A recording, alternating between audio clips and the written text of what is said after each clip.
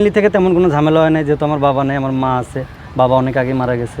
তো এই জায়গা থেকে আমার মা আর কি তেমন কিছুই করে নাই, ঝামেলা করে নাই, বলছে ছেলে করছে আর কি করব।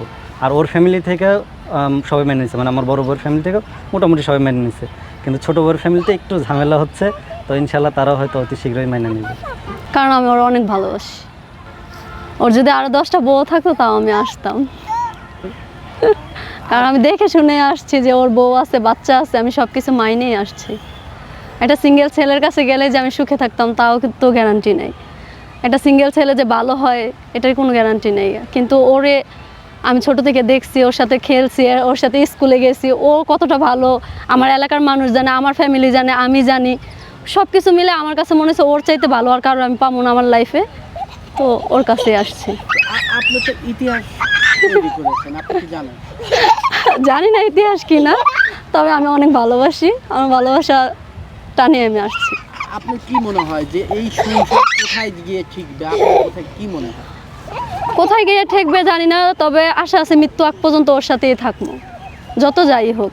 যে কখনো যদি আপনার এই সতীন বলে আমার ছেলে আছে আমি আবেগে পড়ে তোকে নিয়েছিলাম, আমার হাজবেন্ড বলেছিল, ওই মুহূর্তে আপনি কি করবেন? ওর পায়ে ধরে আমি থাকবো।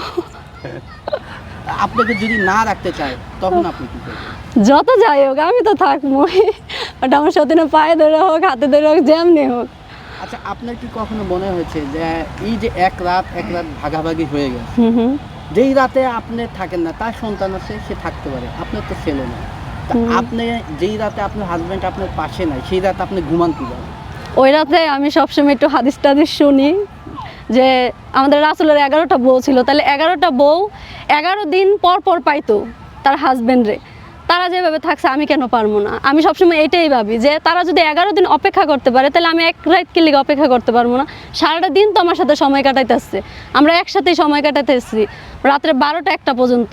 আর সামান্য কিছুটা সময়ের জন্যই তো আলাদা, সমস্যা নাই। পরকীয়া লিপ্ত কারণ আমার কাছে মনে হয়েছে যে না, এগুলো করার চাইতে একটা বিয়ে করা ভালো, তো ওইটা মনে করে আমি বিয়ে করছি। আর পরকীয়ার হিসাবটা হয়েছে কি যে মানুষ 2টা বিয়ে সহ্য করতে পারে না, কিন্তু 10টা পরকীয়া সহ্য করতে পারে। এটা হচ্ছে এখনকার সমস্যা। এখন আমার হাজব্যান্ড একটা বিয়ে করছে দেখে আমার হাজব্যান্ডের মানুষ খারাপ কয়। এখন যদি আমার হাজব্যান্ড বউ রেখে যদি 10টা পরকীয়া করতো মানুষ খারাপ বলতো না। আচ্ছা, আপু একটু জানতে চাইবে এই জায়গায় যে আপনার হাজব্যান্ড যদি বলে যে আমি আরেকটা বিয়ে করব, তখন কি করবে? অবশ্যই রাজি হমু।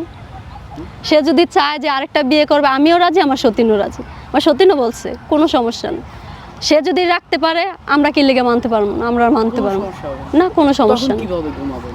তখনও সেম, এখন যেভাবে, তখন 3 দিন 2 দিন পরে পামু। এটাকে তখন আপনার মেন্টালিটি এক্সপেক্ট করবে? অবশ্যই, কেন?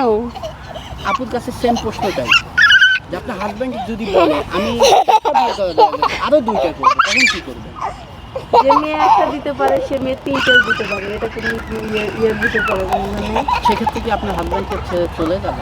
না না, এটা অসম্ভব। বিয়ে করে আমি কাকুলি আমি এখান থেকে নড়বো না, ওর জায়গাতেই থাকি। তার মধ্যে কি আছে একটু জানতে চাই।